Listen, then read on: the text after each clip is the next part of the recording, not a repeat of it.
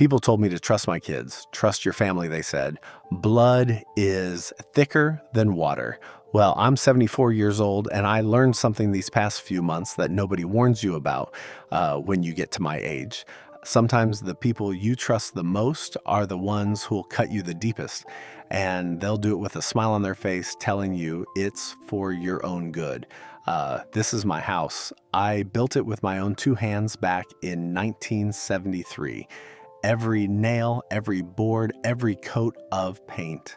My wife and I raised 3 kids here. We celebrated birthdays, holidays, graduations. We cried here when we lost people we loved. We laughed until our sides hurt. This house isn't just wood and brick to me. It's 52 years of my life. It's memories in every corner. It's the place where I held my grandkids when they were born. It's where my wife took her last breath, right there in that bedroom, holding my hand.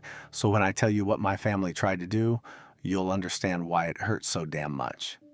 It started small. That's how these things always start, isn't it? Little things you brush off because you don't want to believe the people you love could betray you. Little things that seem innocent until you look back and realize they were testing you, seeing how much they could get away with. The first thing that should have warned me happened about 8 months ago. My son David came by on a Saturday morning. He said he wanted to help me with some yard work. I should have known better. David never just dropped by to help with yard work, but I was glad to see him. I'm always glad to see my kids, even when I probably shouldn't be. We raked leaves for about an hour, and then we took a break. We were sitting on the porch drinking lemonade, and David says, real casual, like, "Dad, when's the last time you drove the truck?" The truck?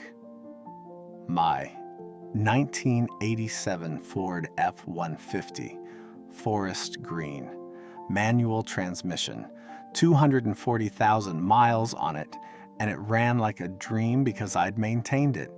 That truck and I had been through everything together. I'd hauled lumber to build this house. I'd used it to move all 3 kids to college.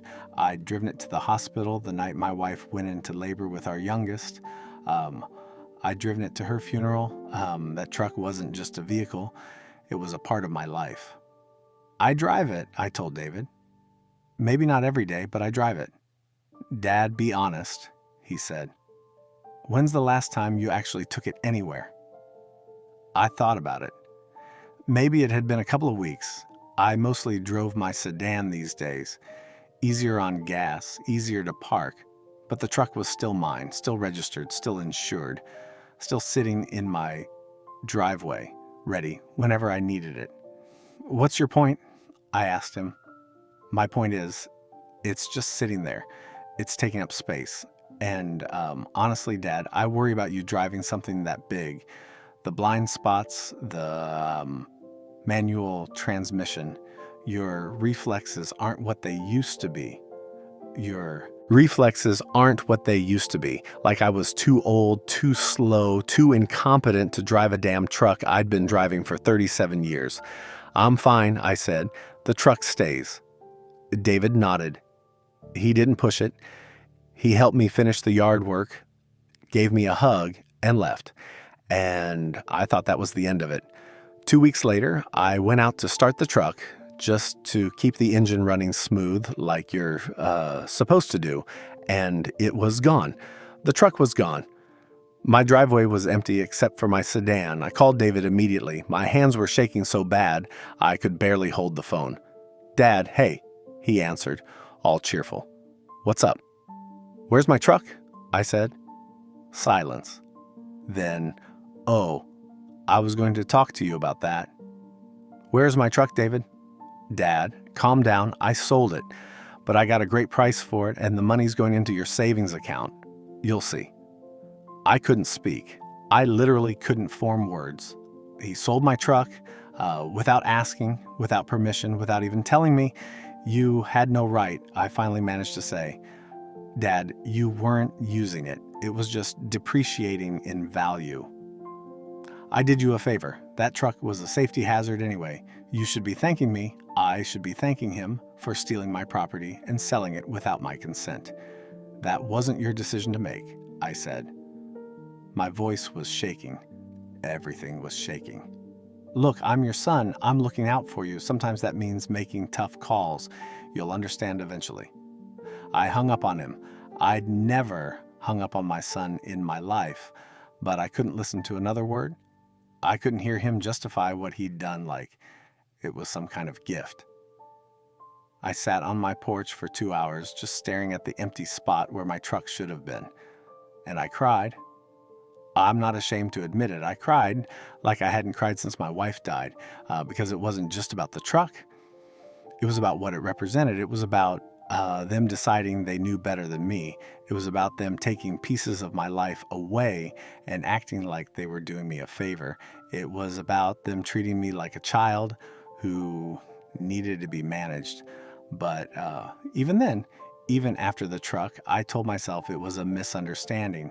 I told myself David was just being overly cautious. I told myself he meant well. I was making excuses for him. Can you believe that? He stole my truck, and I was making excuses. A month after the truck disappeared, Patricia came by one afternoon with the grandkids. She said they wanted to visit, wanted to see Grandpa. The kids were great. We played in the yard. I gave them cookies. We had a good time. Patricia spent most of the visit in the house, said she was just tidying up, wanted to help. I should have known. I should have watched her, but I was focused on my grandkids. I was enjoying them. I was being a grandfather. After they left, I went down to the basement to grab something, and I noticed the records were gone. All of them. 200 albums just gone. Empty shelves where my collection used to be. I have, or I should say I had, a collection of vinyl records. Not a huge collection, maybe 200 albums, but they were mine.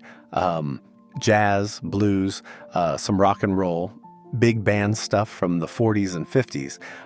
Records my wife and I used to dance to in this very living room. Records I'd collected over 50 years. They were stored in the basement, carefully organized, in perfect condition. I'd take care of them. I had a record player down there, a nice one, and sometimes I'd go down and put on an album and just listen. Just sit there and remember. I called David again. I was starting to see a pattern. "Dad," he said, sounding tired already, like I was bothering him. "What now?" "My records are gone." "Oh, yeah." Patricia mentioned those. She donated them. There's a charity that takes old stuff and sells it for fundraising. She got you a tax receipt. It's in your mail. Donated them. My records, my memories, my wife's favorite songs. Just donated, like they were garbage. "David, those were mine," I said. I was trying so hard to stay calm. "You can't just take my things." "Dad, they were just sitting in the basement collecting dust. When's the last time you even listened to them?" Patricia said she hadn't seen you go down there in months. That doesn't give her the right to take them. She was trying to help you declutter. "You've got so much stuff in this house, Dad. We're trying to help you simplify." Simplify. That was the word they kept using. Simplify. Like my life was too complicated. Like I had too much. Like I needed them to decide what I should keep and what I should lose. "I want them back," I said. "Dad, they're gone. They've already been sold. But look on the bright side. You've got more space now, and you helped a good cause." I didn't even argue. I just hung up. What was the point? They'd already decided what was best for me. They'd already decided that my things didn't matter, my feelings didn't matter, my right to my own property didn't matter. That's when I started to see it clearly. The truck wasn't an isolated incident. The records weren't a misunderstanding. This was a pattern. This was systematic. They were slowly erasing my life piece by piece, preparing me for something. I didn't know what yet, but I could feel it coming. About 6 months ago, after the truck and the records were already gone, my son David came by with his wife, Patricia. Now, I've never been Patricia's biggest fan, and she's never been mine, but we've been civil for David's sake. They've got 2 kids, and I love those grandkids more than anything. So I play nice. I bite my tongue when Patricia makes her little comments about how I should really update my kitchen or how the carpet in the living room is so outdated. That day, they came in all smiles. David was carrying some papers, and Patricia had that look on her face. You know the one. That fake concerned look that people put on when they're about to stick a knife in your back and call it help.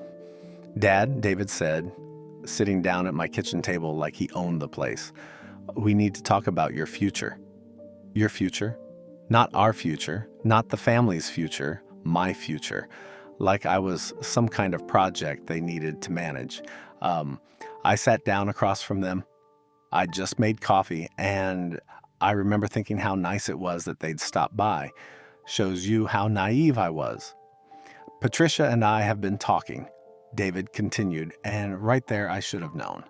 Whenever he starts a sentence with Patricia and I have been talking, it means she's got him dancing like a puppet and I'm about to hear something I won't like. We're worried about you. Patricia jumped in, reaching across the table like she was going to take my hand. I pulled back. I don't know why. Instinct, maybe. Worried? I said. What's there to be worried about? I'm healthy. I take care of myself. I go to the doctor regularly. I'm doing fine. Dad, you're 74, David said, like I didn't know my own age, like I hadn't lived every single one of those years. And, I said, last time I checked, 74 isn't dead. Patricia did that thing where she sighs like she's so patient, so understanding. We know you think you're fine, but we've been noticing some things. You forgot about dinner last month. You called David twice in the same day, asking him the same question. You left your stove on. That last one wasn't even true. I'd left a burner on low to keep soup warm and stepped outside to get the mail. 5 minutes? But to hear her tell it, I was one step away from burning the house down. So what? I said, and I could feel my temperature rising. Everyone forgets things sometimes. You're telling me you've never forgotten dinner? You've never made a phone call and forgotten you already talked to someone? Please. It's different when you're living alone at your age, David said, and there it was. That phrase. At your age, like I'd crossed some invisible line where suddenly I couldn't be trusted to live my own life. Patricia slid the papers across the table. We've been looking into some options, she said. There's a really nice assisted living facility about 20 minutes from here. It's clean, it's safe, there's 24-hour care. We went and toured it last week. I stared at those papers. I didn't touch them. You toured it? I said slowly. Without me? We wanted to see what was available before we got you all worked up about it, Patricia said. This place is really lovely. They have activities, a game room, a nice cafeteria. You'd have your own little apartment. Little apartment. In 52 years, I'd never heard anyone call my home a little anything, and now she was trying to trade it for some sterile little apartment where I'd be warehoused with other old people waiting to die. I'm not interested, I said. Dad, just look at the brochures, David pleaded. We're not saying you have to decide today. Just look them over. Think about it. I stood up. I said, I'm not interested. This is my home. I'm not leaving it. Patricia did that smile again, that condescending smile that made me want to throw them both out right then and there. We understand this is hard, she said, but you have to think about what's practical. This house is too big for you. The maintenance, the yard work, the stairs, and honestly, the property value has gone up so much. If we sold now, you'd have more than enough for the facility, and there'd even be money left over for the kids' college funds. She said we, like it was their decision to make. Get out, I said. David started. Get out of my house, I said again, louder this time, and take your damn papers with you. They left, but not before Patricia made sure to say, we're just trying to make things easier for you, Dad. Dad. She called me Dad like she had any right to that word. I should have seen it then. I should have known that wasn't going to be the end of it, but I wanted to believe that I'd made myself clear. I wanted to believe that my son would respect my wishes. I was wrong. For the next few weeks, everything seemed fine. David called regularly. The grandkids came by. I started to think maybe I'd overreacted. Maybe they'd just been trying to help in their clumsy way and they'd gotten the message. Then I found the documents. It was a Tuesday morning. I remember because Tuesday is when I sort through the mail and pay bills. I've got a system. I've had the same system for 30 years. Mail comes, I sort it. Important stuff goes in the red folder on my desk. Everything else gets dealt with or thrown away. But that Tuesday, I was looking for something in David's old room. I'd let him store some boxes there after his last move. Stuff he said he'd come get eventually. I was looking for an old photo album I thought might be mixed in with his things. That's when I found them, in one of his boxes in a folder marked Dad Living Arrangements. A full packet of documents, legal papers, and as I read through them, my hands started shaking so bad I had to sit down on the bed. It was a moving plan, a full detailed moving plan. They'd picked out the assisted living facility. They'd calculated the costs. They'd even started the application process in my name, with my information, without my permission. But that wasn't the worst part. Clipped to the back was a real estate market analysis for my house. My house. With a suggested listing price and notes in the margins in Patricia's handwriting about staging and repairs and how quickly they thought it would sell. They were planning to sell my house. They'd already contacted a realtor. There was a business card paper clip to the analysis.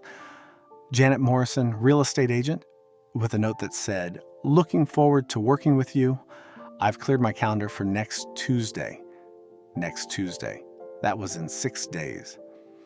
I sat there on that bed in David's old room, the same room where I'd read him bedtime stories when he was little, and I felt something I hadn't felt in a long time. Not anger, not yet.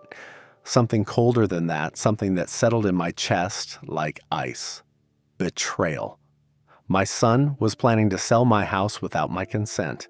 He was going to put me in a home whether I wanted to go or not, and he thought he could do it. He thought I was too old, too weak, too confused to stop him.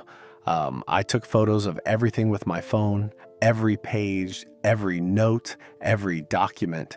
Then I put them back exactly as I'd found them. I wasn't going to let them know I knew. Not yet. I went downstairs and opened my laptop. I checked my email, and there it was. An email David had forwarded to Patricia, but he'd accidentally included me in the CC line. He must not have noticed. The email thread was between him and Patricia talking about me, David complaining about how stubborn I was being, Patricia saying they might need to take action while they still had time, David agreeing, Patricia suggesting they just handle the paperwork and present it to me as a done deal. David saying, "Let me talk to the lawyer first." The lawyer. They'd already talked to a lawyer about this. I want you to understand something. I wasn't some doddering old fool. I paid my bills on time. I drove safely. I cooked my own meals, kept my house clean, maintained my yard. I had friends. I volunteered at the VA hospital twice a month. I was living my life just fine. But to them, none of that mattered. To them, I was just an obstacle between them and my house, between them and their inheritance, between them and what they decided was best for me. I've been through a lot in my 74 years. I served in Vietnam. I watched friends die. I held my wife while cancer ate her away piece by piece. I buried my youngest son when he was only 19 years old. I've survived things that would break most people. But this was different. This was my own flesh and blood deciding I didn't deserve a say in my own life anymore. I sat there for a long time just staring at those emails, at the photos on my phone of their documents. Part of me wanted to call David right then and scream at him. Part of me wanted to drive to his house and throw those documents in his face. Part of me wanted to cry, but I didn't do any of those things. Instead, I did what I've always done when someone underestimates me. I got calm, I got focused, and I started making a plan. The first thing I did was call Janet Morrison, the realtor. I was polite, I was friendly. I explained that there had been a miscommunication, that the appointment needed to be canceled, that I would not be selling my house. She was confused, but professional. She canceled it. Then I did something I probably should have done years ago. I called an elder law attorney. I found one online a woman named Rebecca Chen who specialized in protecting seniors from exactly this kind of thing. I made an appointment for the following day. When I hung up the phone, I felt something shift inside me. I wasn't just angry anymore. I was determined. My kids thought they could make decisions for me. They thought I'd just roll over and let them take my home. They were about to learn something about the man who raised them. I didn't survive everything I'd survived by being weak. I didn't build this house with my bare hands by being a quitter. And I damn sure wasn't going to let anyone, not even my own son, take it away from me without a fight. But here's the thing about being underestimated. When people think you're weak, when they think you're helpless, when they think you're too old to understand what's happening, they get careless, they get sloppy, they make mistakes. And I was going to use every single one of those mistakes against them. I spent that evening going through every document, every paper, every file I had. I organized everything. I made copies of the photos from my phone. I started a timeline of every conversation, every visit, every comment they'd made about my house, my health, my future. The truck, the records, all of it. My hands were still shaking, not from fear, not from weakness, from rage, pure, cold rage at the people I'd loved and trusted and sacrificed for, the people I'd worked 2 jobs to put through college, the people I'd helped with down payments and emergencies and every little crisis that came up. This was how they repaid me, by trying to steal my life out from under me.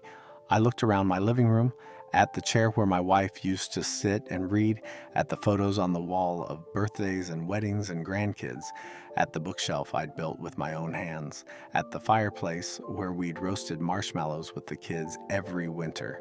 This was my home, my life, my memories, and nobody, not David, not Patricia, not anyone, was going to take it from me. The next morning, I got up early. I shaved carefully. I put on my best suit, the one I wore to my wife's funeral. I wanted to look sharp for the attorney.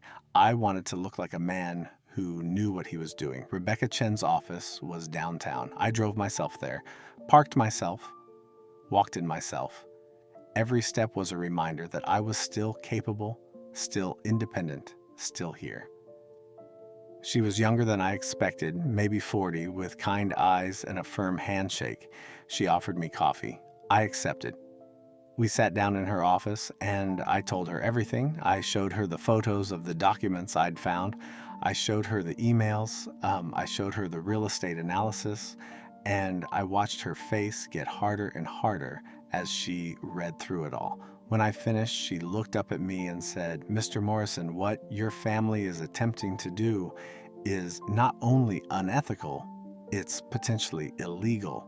You have rights, and we're going to make sure those rights are protected." Those words, those simple words, they were like a weight lifting off my chest. Someone believed me, someone was on my side, someone saw that I wasn't crazy, wasn't confused, wasn't imagining things. I wasn't the problem here. They were. Rebecca and I spent the next 2 hours going over my options. We talked about powers of attorney and how they could be misused.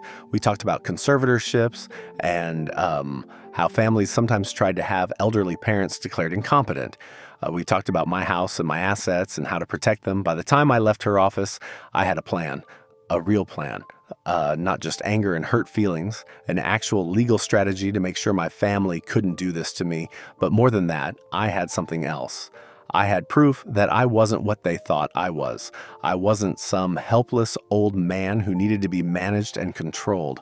I was still me, still sharp, still capable of fighting back. The old me might have just called David and confronted him. The old me might have yelled and cried and tried to make him understand how much he'd hurt me, but I wasn't that person anymore. They'd changed me when they decided to go behind my back. They'd changed me when they decided my feelings didn't matter. They'd changed me when they decided their convenience was more important than my dignity. So I didn't call David. I didn't confront anyone. I just went home, made myself lunch, and waited. Because Rebecca had given me more than just legal advice. She'd given me an idea a way to turn this around, a way to make them understand exactly what they'd done. If they wanted to make decisions for me, I was going to show them what it felt like to have someone else control your life. If they wanted to treat me like I didn't matter, I was going to teach them a lesson about respect. I know what you're thinking. You're thinking I should have just talked to them. You're thinking I should have been the bigger person. You're thinking revenge is petty. But let me tell you something. When you've lived as long as I have, when you've worked as hard as I have, when you've lost as much as I have, you don't have time for petty. You don't have energy for games. This wasn't about revenge. This was about survival. This was about making sure that the last years of my life belonged to me and nobody else. This was about drawing a line in the sand and saying, no more. They started this. They made the choice to go behind my back. They made the choice to treat me like I was already dead, and they were just dividing up the estate. All I was doing was reminding them that I was still very much alive and that I was a lot smarter than they gave me credit for. That night, I sat in my chair, the same chair I'd sat in for 50 years, and I made a list, every single thing they'd done, every single lie they'd told, every single way they disrespected me. The list was long, too long, and as I wrote, I felt something I hadn't felt in months. Not sadness, not anger, something else, power. They'd tried to take my power away. They'd tried to make me feel weak and helpless and dependent. But sitting there with that list, planning my next move, I realized something. I wasn't powerless. I'd never been powerless. I'd just been too trusting to see what was happening until it was almost too late. But now I saw it, all of it, and I wasn't going to forget. Tomorrow I was going to put the first part of my plan into action. Tomorrow they were going to start learning what it felt like to be on the other side of this. Tomorrow they were going to discover that you don't mess with a man who's got nothing left to lose except his home, and I was willing to do whatever it took to keep it. I looked at the papers spread out on my coffee table, the assisted living brochures, the photos of the real estate analysis on my phone, the legal documents Rebecca had helped me prepare. Then I did something I hadn't done in a long time. I smiled, not a happy smile, not a kind smile, a smile that said, game on. They wanted to play hardball? Fine. I'd spent 74 years learning how to survive, how to fight, how to win, and they were about to find out just how much fight this old man had left in him. After my meeting with Rebecca Chen, after I saw those documents about selling my house, I went back to her office. I told her about the truck, about the records, about all the little things they'd been doing over the past 8 months. She listened. She took notes. And then she said something that changed everything. Mr. Morrison, what your family is doing is called financial abuse. It's elder abuse. And there are laws against it. Elder abuse. I'd heard that term before, seen it on the news, but I never thought it would apply to me. I never thought my own children would abuse me. But that's what this was, abuse. Not physical, but abuse, all the same. We need to protect your assets, Rebecca said, and we need to make sure they understand there are consequences for what they've been doing. That's when we came up with the plan. Over the next 3 weeks, Rebecca and I worked together. First, she helped me set up an irrevocable trust. I put the house in it, along with all my major assets. I named a trustee, a friend of mine from the VA hospital, a guy named Frank Collins, who I'd known for 20 years. Frank had absolutely no connection to David or Patricia. He was a straight shooter, a retired Marine, and someone I trusted completely. The trust was ironclad. They couldn't touch it. They couldn't sell the house. They couldn't access my money. Not without going through Frank first. Frank came to my house one evening after we'd finalized the paperwork, and we sat on the porch and I explained everything to him. He listened without interrupting, his jaw getting tighter and tighter as I talked. When I finished, he said, "I'm honored you trust me with this, but I'm sorry as hell that you have to do it. Your own son, that's rough." "It is what it is," I said. "I need someone I can count on." "You got me," Frank said. "Nobody touches this house without your say-so. I don't care who they are." That conversation gave me strength. Knowing I had someone like Frank in my corner made all the difference. Then Rebecca and I did something else, something that would really get their attention. Rebecca had a colleague who specialized in elder financial responsibility education. He ran seminars for families, taught them about the legal and ethical responsibilities they had toward elderly family members.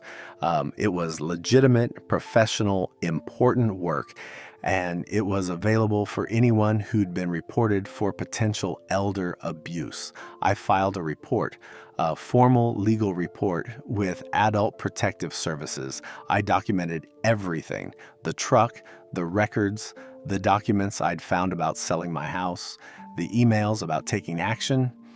All of it. The APS investigator came to my house. She was thorough, professional. She interviewed me, looked at my documentation, assessed my living conditions, evaluated my mental state. She could see I was perfectly competent. She could see this wasn't about me being unable to care for myself. This was about my family trying to take control without my consent. After her investigation, she agreed that intervention was warranted. She contacted David and Patricia and informed them that a complaint had been filed. She gave them two options: participate voluntarily in a family education program or face a formal investigation that could have legal consequences. They chose the education program. Rebecca, through her colleague, arranged for David and Patricia to attend an elder financial responsibility seminar. They received a formal letter requiring them to appear at a specific time and date. The letter was vague enough that they might think it was related to the assisted living plans they'd been making. They'd think they were one step closer to getting what they wanted. They'd be wrong. The seminar was scheduled for a Thursday morning 3 weeks after I had first met with Rebecca. The night before, I prepared an envelope for David. Inside, I put copies of the trust documents, copies of my report to Adult Protective Services, copies of the photos I'd taken of his documents, and printouts of the emails where he and Patricia had discussed taking action behind my back. I also included a note I'd written by hand. It took me 3 tries to get the words right. The note said, "You can't sign for me, you can't sell for me, you can't decide for me. This is my life, and I'm taking it back. If you'd asked, we might have talked. You didn't. See you at the seminar." That morning, I drove to David's office early before he arrived. He works in sales, has a nice corner office in a downtown building. I'd been so proud when he got that job. I'd helped him buy his first suit for the interview.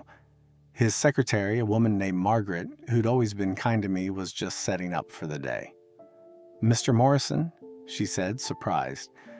"David's not in yet. He has a morning appointment." "I know," I said. "I just wanted to leave something for him." "Could you put this on his desk? It's important he sees it today." "Of course," she said, taking the envelope. I thanked her and left. Then I drove to the seminar location. It was being held in a community center downtown. I parked down the street and waited. At 9:45, I saw them, David and Patricia, walking into the building, both dressed in business attire, both carrying folders. They looked confident. They thought they were in control. They thought this was just another step in their plan. I waited an hour. I wanted to make sure the seminar had started, that they were settled in, that they'd received enough information to understand what they were really there for. Then I walked in. The seminar was being held in a conference room. Through the glass door, I could see them sitting at a table with about 6 other people, including Rebecca's colleague, a stern-looking man named Martin Crawford, who did not mess around when it came to elder rights. I opened the door and walked in. You should have seen their faces. David went pale. Patricia's mouth literally fell open. "Dad?" David said. "What are you doing here?" "I was invited," I said calmly.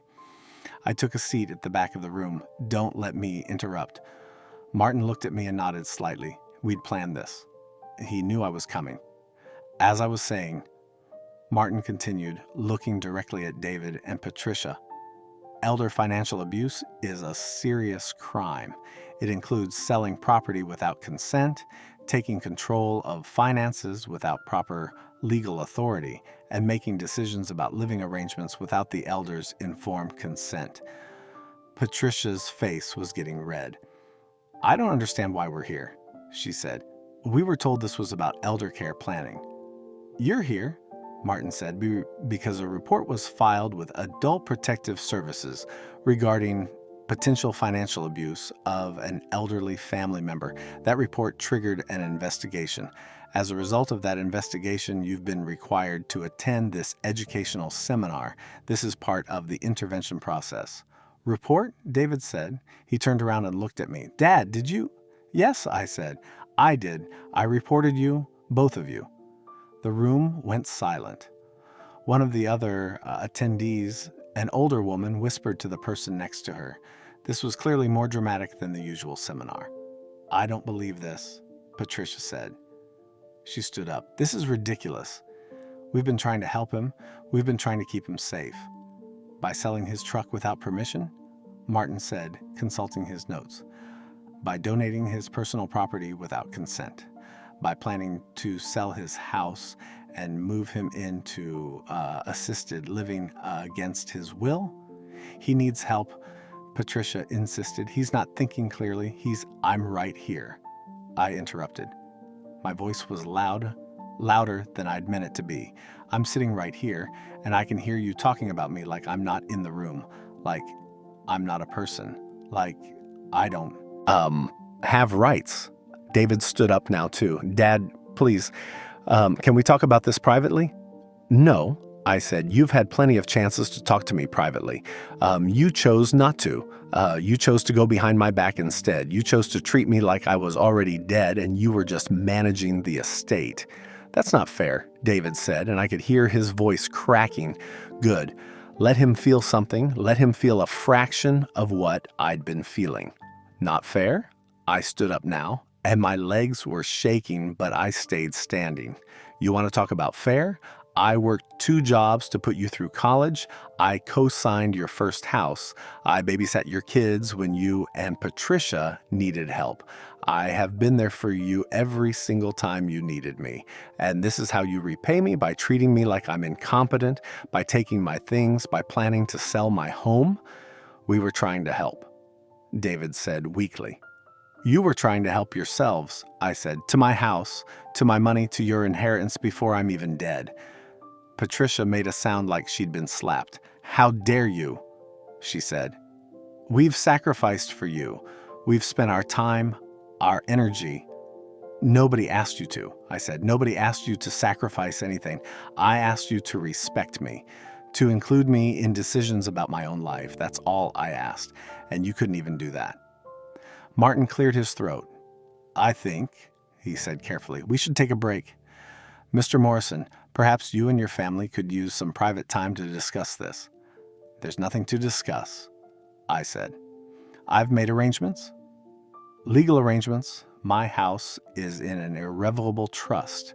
My assets are protected. You can't touch any of it, not without my consent, not ever." David looked like I'd punched him in the stomach. "Dad, you can't be serious." "I've never been more serious about anything in my life," I said. "You wanted to make decisions for me? Well, I just made one, a big one, and you don't get a say in it."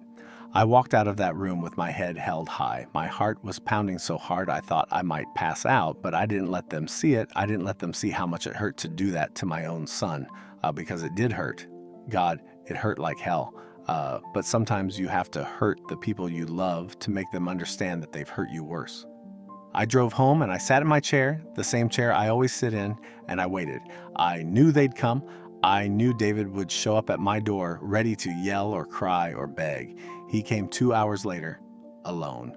Patricia must have been too angry or too embarrassed to come. I let him in. We stood in the foyer, neither of us moving to sit down. "Dad," he said, and his voice was different now, smaller. "I don't understand. I thought we were helping you." "Did you ask me if I wanted help?" I said. "You would have said no." "Exactly. I would have said no because I don't need the kind of help you were offering." I need respect. I need to be treated like an adult who's capable of making his own decisions. But what if you're not? David said, and there it was, the real fear. What if something happens to you? What if you fall? What if you forget something important? What if I die? I interrupted. Is that what you're afraid of? That I'll die and leave a mess for you to clean up? That's not what I meant. Then what did you mean? He couldn't answer. He just stood there looking at his shoes like he used to do when he was a kid, and I'd caught him in a lie.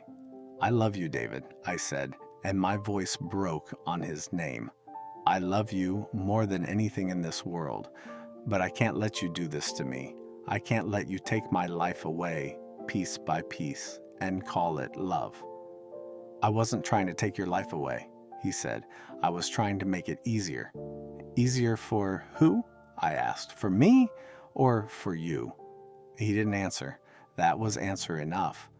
I need you to leave, I said. I need some time. We both need some time. Dad, please, David, just go.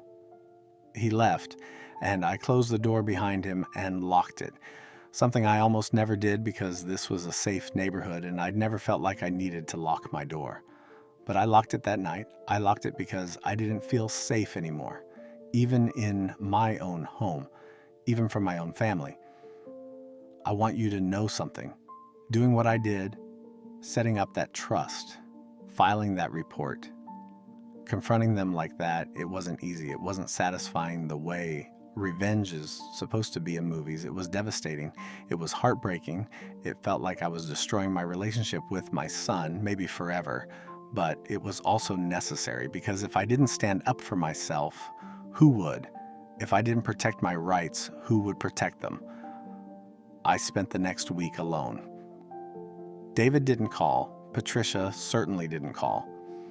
My daughter Sarah checked in once, confused about what was happening. Having heard some version of events from David, I told her the truth. All of it. She was quiet for a long time, then said she needed to think. That hurt too. That her first instinct wasn't to support me, but to think about it, to consider whether maybe David and Patricia were right and I was the problem. But I understood it. Family dynamics are complicated. Nobody wants to believe that their brother would do something wrong. Nobody wants to take sides. I just wish someone would take my side without having to think about it first. Rebecca checked in regularly. She made sure I was okay, made sure I wasn't having second thoughts about the trust, made sure I understood all the legal protections I now had in place. You did the right thing, she kept saying. You protected yourself. That's what matters. But it didn't feel like I'd done the right thing. It felt like I'd blown up my family. It felt like I'd chosen my house over my son, except that wasn't true. I'd chosen my dignity. I'd chosen my autonomy. I'd chosen my right to live my own life on my own terms. And if David couldn't understand that, if he couldn't respect that, then that was his problem, not mine. Frank called me a few times that week, too. You holding up okay? He'd ask. Need anything? I'm fine, I'd tell him. But I wasn't fine. I was lonely. I was hurt. I was questioning everything. You did the right thing, Frank said one evening. I know it doesn't feel like it now, but you did. Nobody has the right to take your choices away from you. Nobody. 2 weeks after the confrontation, something arrived in the mail. A letter from Patricia's mother, a woman I'd met maybe 3 times in 20 years. The letter said I was selfish. It said I was being unreasonable. It said David and Patricia had only been trying to help, and I should be grateful for their concern. It said I was tearing the family apart over my stubbornness. I read that letter 3 times, and then I threw it away, because here's what Patricia's mother didn't understand. Here's what none of them understood. This wasn't about the house. It was never about the house. The house was just the final straw, the last thing they tried to take that finally woke me up to what was happening. This was about respect. This was about being seen as a human being with thoughts and feelings and rights. This was about refusing to be managed and controlled and diminished. I'd spent 74 years earning respect. I'd worked hard. I'd raised a family. I'd served my country. I'd paid my taxes and helped my neighbors and lived a good life. And I'd be damned if I was going to spend my final years being treated like a burden, like a problem to be solved, like an obstacle in someone else's way. So, yes, I fought back. I protected myself. I drew a line in the sand. And I'd do it again in a heartbeat, because sometimes love means letting go. Sometimes love means allowing people to fail.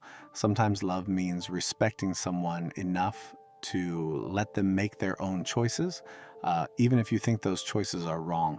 And if my family couldn't give me that kind of love, that kind of respect, then I didn't need their version of love at all. I needed to live my life my way in my house with my memories on my terms.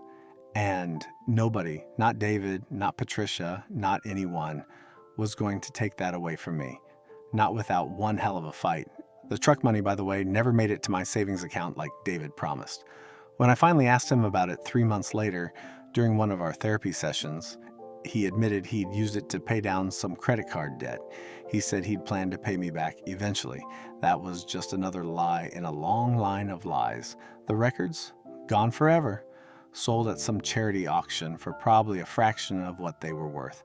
200 albums, 50 years of collecting memories of dancing with my wife in this very living room, all gone. I can never get those back, but I got something else. I got my power back. I got my dignity back.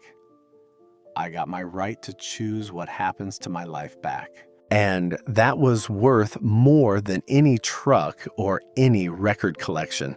3 weeks after the confrontation, Rebecca called me with an idea. "Have you thought about family therapy?" she asked. I almost laughed. "Therapy? Rebecca, I don't think therapy is going to fix this."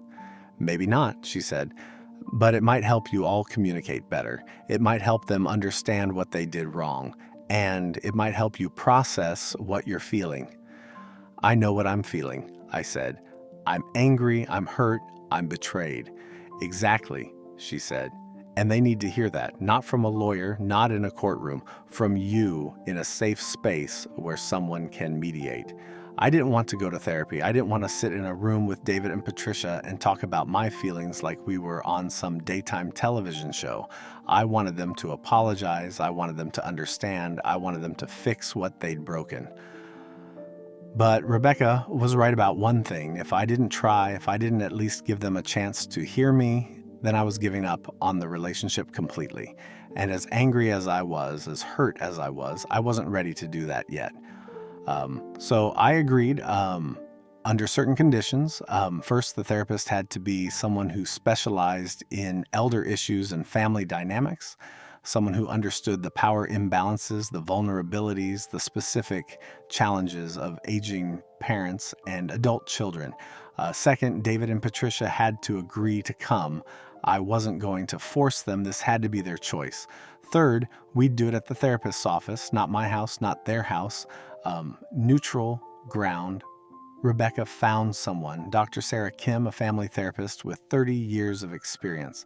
I met with her alone first, told her everything. She listened without judgment, took notes, and asked questions that made me think. "What do you want from this?" she asked at the end of our first session. "I want them to understand what they did," I said. "I want them to see me as a person, not a problem." "And if they can't?" she asked. "If they're not ready to hear that?" I thought about it for a long time. "Then at least I tried," I said finally. "At least I gave them the chance." Dr. Kim called David and Patricia. I don't know what she said to them, but they agreed to come. We scheduled the first session for the following Tuesday. I didn't sleep the night before. I kept rehearsing what I wanted to say, how I wanted to say it, what I'd do if they got defensive or angry or dismissive. When I walked into Dr. Kim's office, they were already there, sitting side by side on a couch, looking uncomfortable.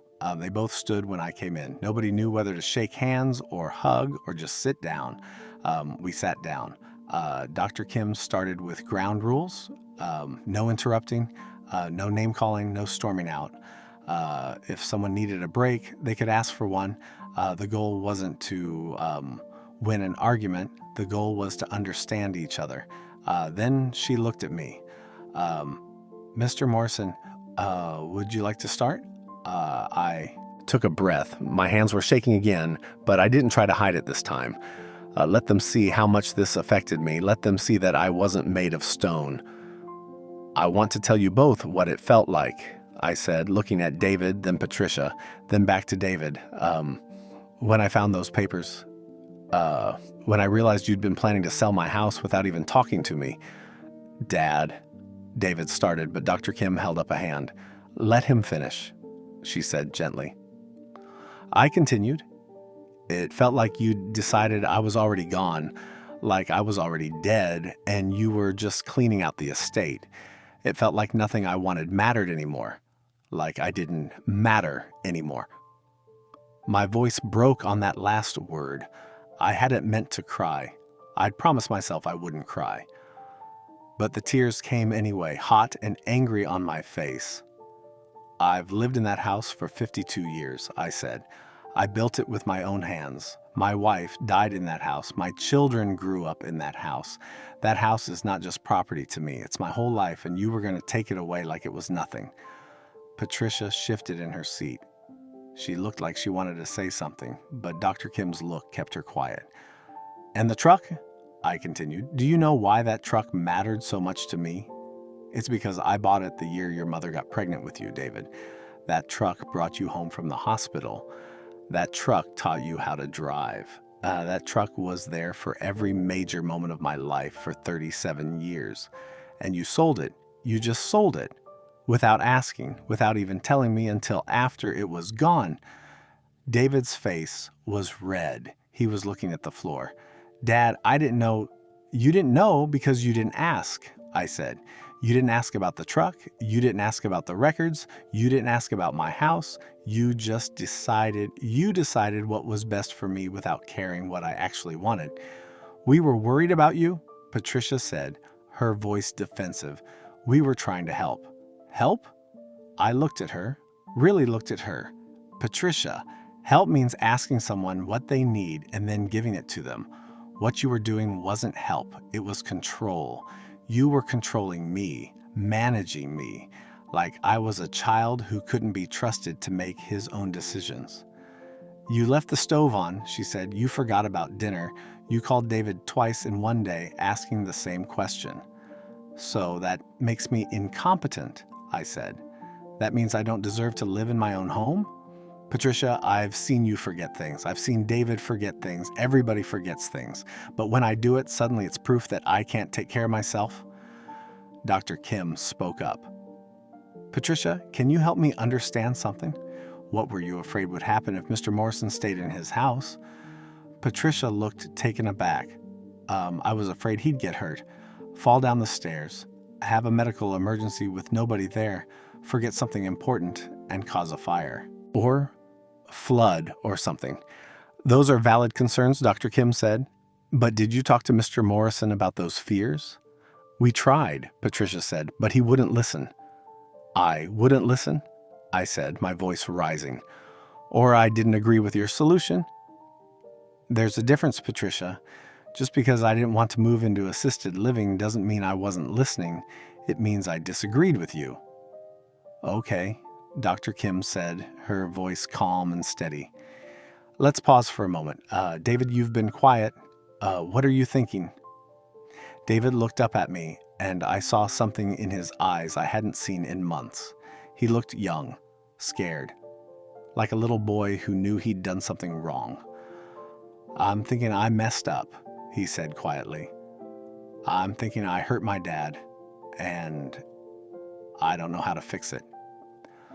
That almost broke me, almost made me want to tell him it was okay, we'd figure it out, everything would be fine.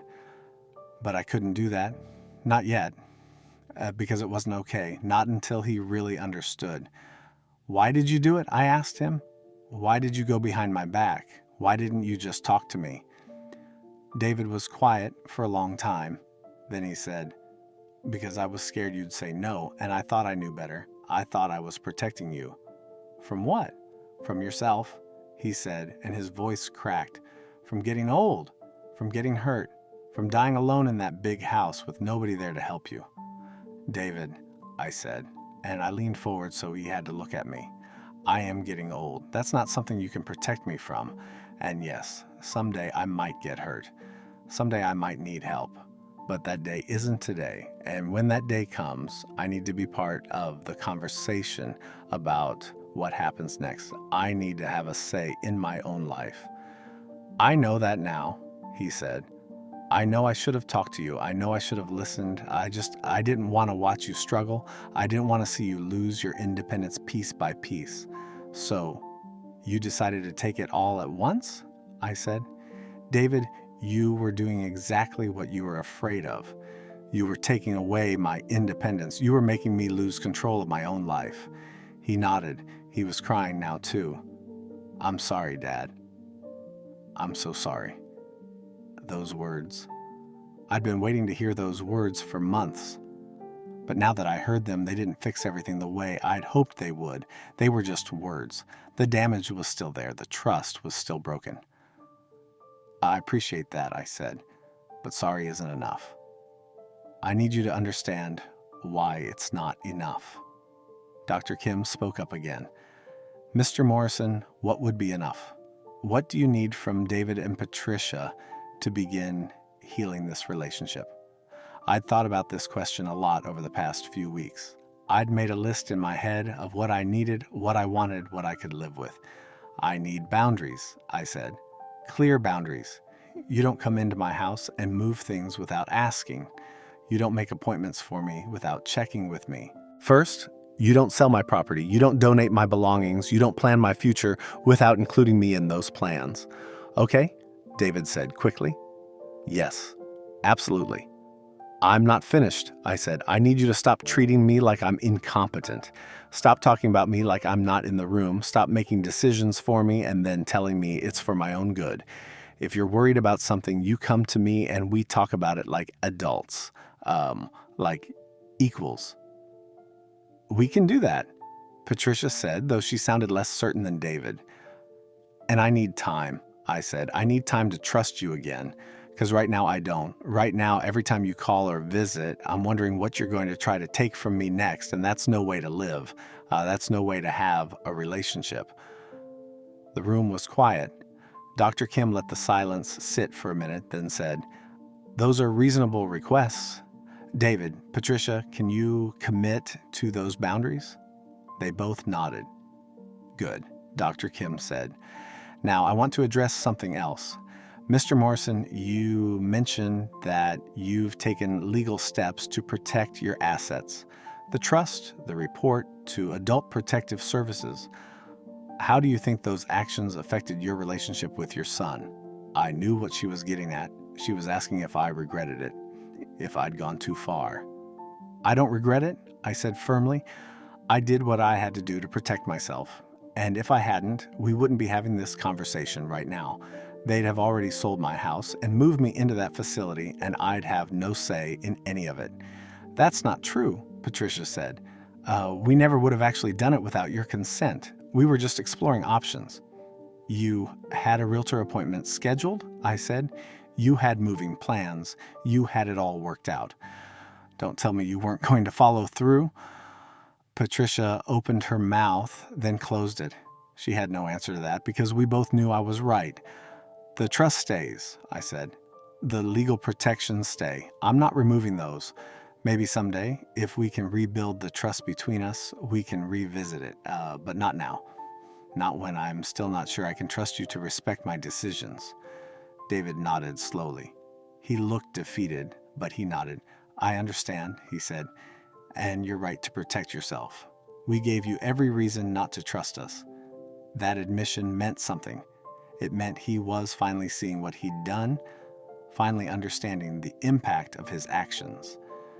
We spent the next hour in that session talking about smaller things, about how we'd communicate going forward, about what kinds of help I actually did want from them versus what kinds I didn't, about how to handle disagreements when they inevitably came up. Dr. Kim suggested we meet weekly for a while, then transition to monthly check-ins. She also suggested that David and Patricia come to some sessions without me to work on their own issues around aging parents and letting go of control. As we were leaving, David stopped me in the parking lot. "Dad," he said, "can I give you a hug?" I hesitated. Part of me wanted to say no. Part of me wanted to make him hurt a little longer. But the bigger part of me, the part that had been his father for 46 years, wanted that hug more than I wanted to stay angry. So I said yes. And we hugged. And it felt like the first honest moment we'd had in months. "I love you, Dad," he said. "I never stopped loving you." "I love you too," I said. "But love isn't enough if there's no respect with it." "I know," he said. "I'm going to do better. I promise." Promises. I'd heard a lot of promises in my life. Some kept, some broken. I didn't know yet which kind this would be, but I was willing to wait and see. That was 6 months ago. A lot has changed since then. Some things have gotten better. Some things are still difficult, but we're working on it. All of us. David calls me every Sunday now. Not to check up on me, not to manage me, just to talk. We talk about his kids, his work, the weather, sports, whatever. Normal stuff, father and son stuff. He asks before he comes over now. He doesn't just show up unannounced. And when he visits, he doesn't rearrange my house or throw things away or suggest improvements I didn't ask for. Patricia is trying. I can see that she's trying. It's harder for her than it is for David. She still flinches when I make decisions she doesn't agree with. She still starts sentences with, "Are you sure that's a good idea?" But she catches herself. She stops. She respects my answer. My daughter Sarah came around too. After a few of those therapy sessions, after I invited her to come hear my side of the story directly, she started to understand what had really happened. She calls more often now. She takes my side when David and Patricia start sliding back into old habits. Having her support means more to me than I can say. The grandkids still visit. That was my one non-negotiable condition.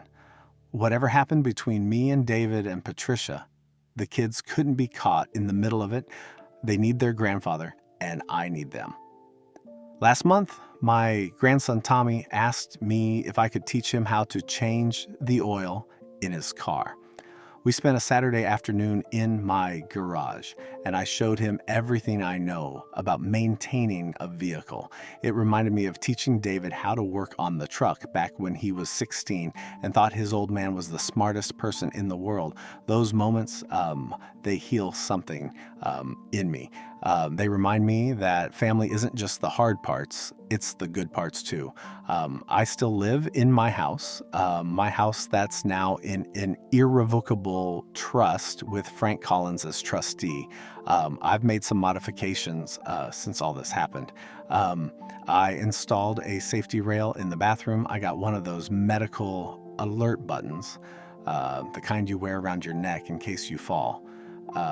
Not because David asked me to, because I decided it was a good idea. That's the difference now. I make the decisions, I ask for help when I need it, and when I don't need it, people leave me alone. Frank still checks in on me every couple of weeks. We have coffee, talk about the old days, watch the game. He's become more than just my trustee. He's become a good friend, someone who sees me for who I am, not who they wish I was or who they're afraid I'm becoming. The trust is still in place. I haven't removed it. Part of me wonders if I ever will, because having it there, having that legal protection between me and my family, it gives me peace of mind. It lets me relax. It lets me trust them again, slowly, because I know they can't hurt me the way they tried to before. Is our relationship the same as it was? No, it'll never be the same. You can't unbreak something. You can put the pieces back together, but the cracks still show. But maybe that's okay. Maybe those cracks are a reminder to them to respect me, a reminder to me to protect myself, A reminder to all of us that family isn't automatic. It's something you have to work at, something you have to earn. Rebecca still checks in with me every couple of months. She's become more than just my attorney. She's become a friend. She's the one who made me realize that what David and Patricia did wasn't okay, that I had the right to fight back, that being old doesn't mean giving up control of your life. I'm grateful to her, more grateful than I can express, because without her, I might have just accepted it. I might have let them move me into that facility. I might have let them sell my house and erase my life piece by piece. But I didn't. I fought and I won. Not completely, not perfectly, but enough. I want to tell you something important, something I wish someone had told me before all this happened. Getting old is hard. It's harder than anyone tells you. Your body betrays you. Your mind slows down. Things that used to be easy become difficult. Things that used to be automatic require effort. And your family sees that. They see you struggling. They see you changing. And they get scared. They think they're going to lose you. So they try to hold on tighter. They try to control things. They try to manage you. And sometimes with the best intentions in the world, they hurt you. But here's what they don't understand. Here's what David and Patricia didn't understand until I made them see it. Getting old doesn't make you less of a person. It doesn't erase your right to make your own choices. It doesn't mean other people get to decide what's best for you. You're still you, your whole life, all your experiences, all your wisdom, all your preferences and desires and opinions. They don't disappear just because you have a few more wrinkles or you move a little slower. And if your family can't see that, if they can't respect that, then you have every right to protect yourself, even if it's painful, even if it damages the relationship, even if it makes you the bad guy in their story, because this is your life, your one life, and you get to decide how you live it right up until the end. Some people might think I was too harsh, too extreme, that I should have just talked to David instead of getting lawyers involved, that I should have forgiven him more easily. But those people didn't find those documents. Those people didn't watch their belongings disappear piece by piece.